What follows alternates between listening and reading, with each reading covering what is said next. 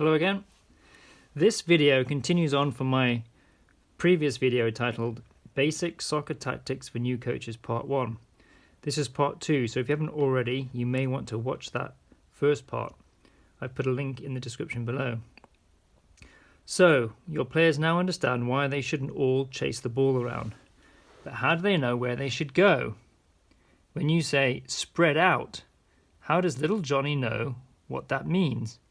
Where he should go? Or when your team loses the ball and they need to get compact, how does little Johnny know where he should move to?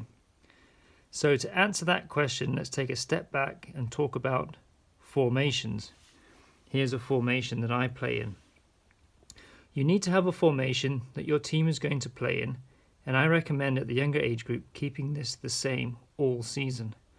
Don't swap and change game to game, certainly not during a game. And why?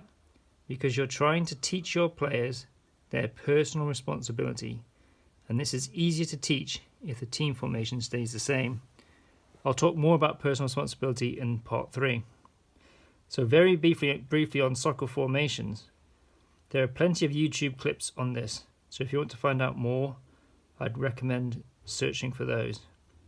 So you count from the back forward with the numbers. So this is a 4, 2, 3, 1. And I've got a video on why I like this formation. There's plenty of other ones you could try. So your players need to keep in their formation. They need to know their formation and where they are in that formation.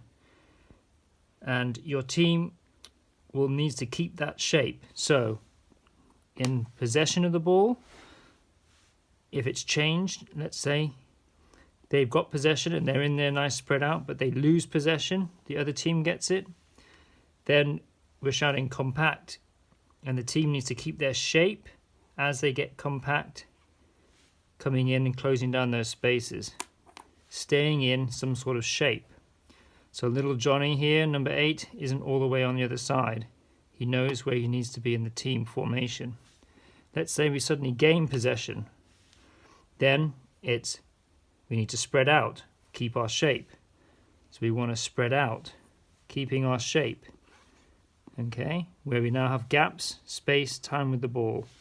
So it's very important that the team keeps that formation and keeps their shape from being compact without the ball to being spread out when they do have the ball.